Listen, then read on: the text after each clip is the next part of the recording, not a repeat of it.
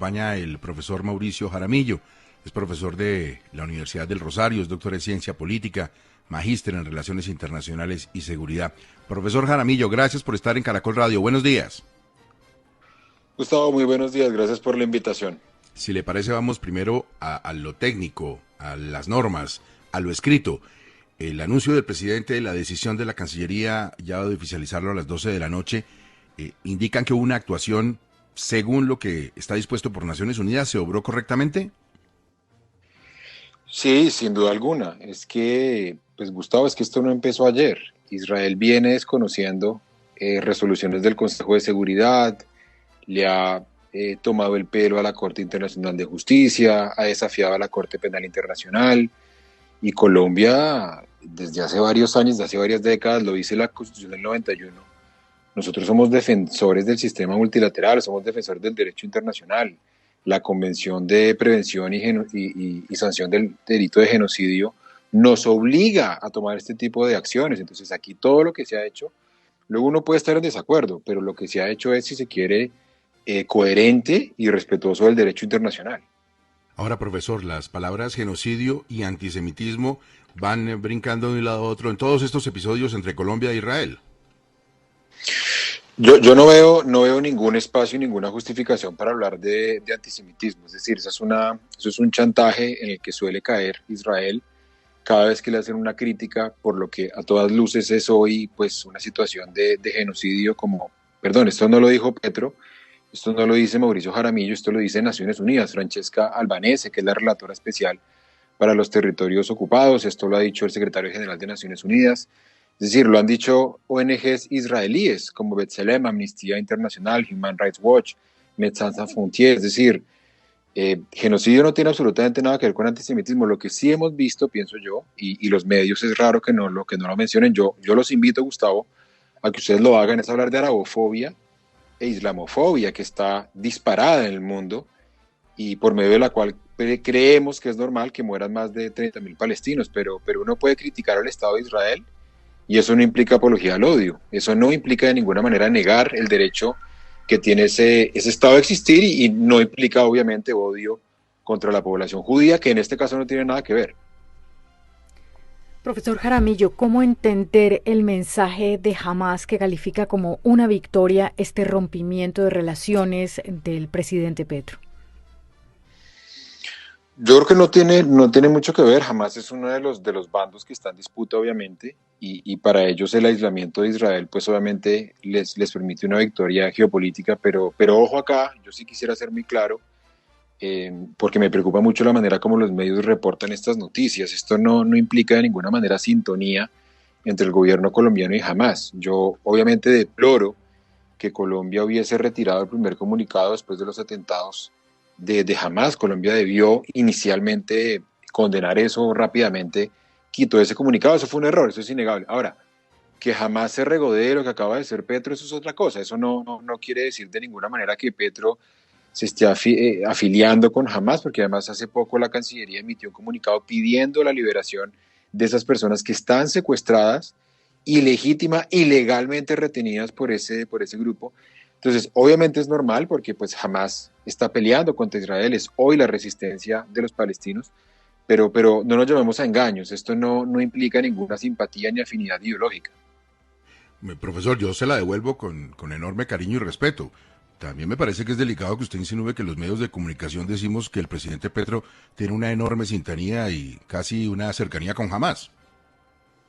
Sí, lo que pasa es que lo insinúan, Gustavo. Cuando ustedes, por ejemplo, reportan y dicen que la respuesta de Hamás es básicamente celebrar esto, entonces yo creo que a la gente hay que explicarle que Hamás está en este momento luchando contra Israel, pero si yo lanzo la información sin el debido contexto, sin la debida explicación, sin decirle a la gente qué es lo que hay detrás, entonces luego tenemos personas que van a pensar, que van a decir que están en la misma sintonía, que están en la misma página, que están de acuerdo, y estamos hablando de un tema que es muy riesgoso y en especial, acuérdese Gustavo, usted lo sabe también, desde el 2001 hay desafortunadamente una estigmatización de la población musulmana y de la población árabe, y yo creo que hay que ser pues muy cuidadosos a la hora de entender y de leer cuáles son las reacciones internacionales. Lo que diga Hamás me parece a mí que no es importante, que hay que mirar qué ha hecho Israel, qué ha hecho Estados Unidos, que han dicho los otros estados de América Latina, pero lo que jamás diga o deje de decir, yo creo que en este caso es irrelevante para el análisis de lo que acaba de hacer Colombia.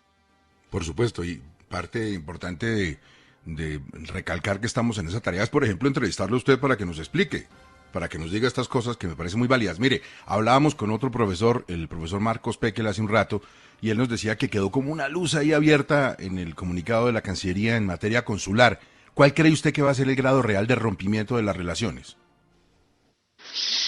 Eso solo lo sabe en este momento Petro y Murillo. Lo que uno espera es que rápidamente, me imagino yo, Israel convoque ya a su embajador, que el embajador salga del territorio colombiano. Yo me imagino, mira, hay dos escenarios: que pase lo que nos ocurrió con Venezuela, y es que hay un efecto en el comercio, en las inversiones, o lo que pase cuando Uribe y Correa cerraron relaciones diplomáticas, y pues básicamente el comercio, las inversiones, digamos que la relación tenía una suerte de dinámica que siguió. Yo es lo que creo que va a ocurrir. Yo no creo que a Petro le interese, por ejemplo, alterar de alguna manera el comercio que tenemos con Israel, que no es, insisto, no es muy representativo. Hay una relación en materia de defensa y una alianza militar, digamos, venta, especialmente de equipos militares. Colombia tiene los fusiles Galil, tiene los Kafir, ahí depende si se quiere de Israel, pero yo lo que creo es que Petro quiere mandar una señal, Gustavo, simbólica, y es decir, Colombia no avala lo que está ocurriendo y que Colombia entiende que es un genocidio. Colombia tiene una obligación con esa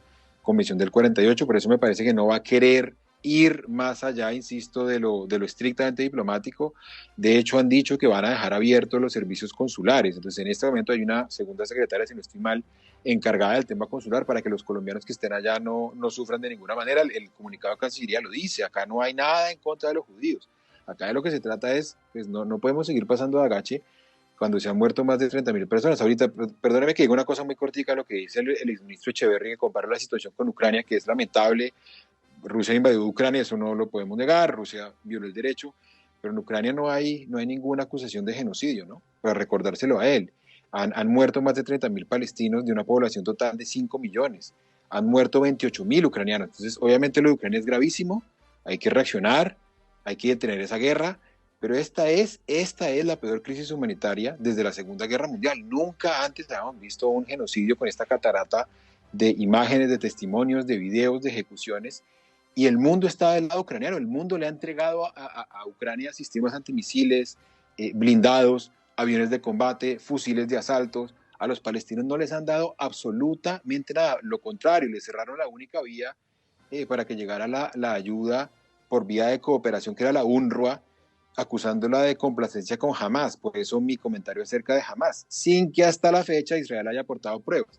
Entonces acá, digamos, ojo con las comparaciones, digamos, porque pues, y pedirle un poco a la clase política colombiana que cuando se asomen a los temas internacionales, por favor, miren un poco mejor el contexto, las estadísticas, el marco geopolítico, porque muchas veces vamos haciendo acusaciones o afirmaciones muy, muy ligeras. Todo desde el punto de vista también de que entendemos que Hamas es un grupo terrorista, profesor. Gustavo, es tan terrorista como lo es Israel. Es decir, yo no niego y le digo, yo deploro lo que hizo Hamas el 7 de octubre. Profesor, Mataron perdóneme, a personas inocentes. Israel es un, Cuénteme. Israel es un estado, no es un grupo terrorista. Claro que es un Estado, pero es un Estado que ejerce el terrorismo de Estado. Es un Estado, le cuento, Gustavo, que es bueno que la gente nos escuche. ¿Usted sabe qué son las detenciones administrativas? Yo le explico. No, profesor, las detenciones... yo le entiendo y me parece muy bien todas las críticas contra el gobierno de Israel. Saber si pero Israel no es un grupo terrorista. Jamás es un grupo terrorista. Yo no he dicho que haya sido un grupo terrorista, Gustavo. Le estoy diciendo es que es un Estado que recurre al terrorismo. Y le pongo el ejemplo de las ejecuciones extrajudiciales de palestinos comprobadas por organizaciones como B'Tselem israelí. Le hablo de las detenciones administrativas. ¿Qué es una detención administrativa? Por ejemplo, que un policía puede detener a un niño palestino y dejarlo en la cárcel de manera indefinida. ¿Usted cree, por ejemplo, que en una democracia liberal se acepta que haya personas menores de edad indefinidamente encerrados? No, eso no se entiende, y eso pasa en Israel. Se entiende, por ejemplo, que a los palestinos se les niega el derecho a la locomoción, de moverse de un lado a otro. Se entiende, por ejemplo, que tengamos hoy 34.000 personas masacradas de las peores. Se ha usado, Gustavo, fósforo blanco. Entonces, Israel ha mantenido a los palestinos sometidos bajo el miedo. Eso es terrorismo. En Palestina, no sé si lo sepan, no hay ejército. no hay quien los defienda. Entonces, Israel se ha mantenido a punta de miedo. Insisto, lo que yo le estoy diciendo no es lo que dice Hamas, es lo que dicen organizaciones internacionales como Human Rights Watch, que ha hablado de apartheid, B'Tselem israelí, que ha hablado de apartheid, y que han hablado, de la manera como Israel ha utilizado históricamente el terrorismo de Estado para someter a los palestinos. Entonces, claro, Hamas es terrorista, ¿por qué? Porque Hamas no distingue civiles de militares, porque Hamas asesina inocentes, y eso obviamente es condenable y yo lo deploro. Para mí eso le hace más daño a la causa palestina. Pero insisto, ambos han desafortunadamente recurrido al terror, por eso para mí la salida es que veamos a los asesinos de Hamas frente a la Corte Penal Internacional por crímenes de guerra. A ellos hay que juzgarlos por lo que están haciendo, pero también, Gustavo, ver a Benjamín Netanyahu y a Yoav Galán por el delito de genocidio, como muchas personas están pidiendo, como lo ha hecho Chile y lo ha hecho México. México y Chile han dicho que ambos vayan frente a la Corte Internacional, quiero decir, a las personas, porque la Corte juzga a individuos. Correcto. Profesor Jaramillo, muchísimas gracias, muy amable. Gracias a ustedes, Gustavo. Fuerte abrazo.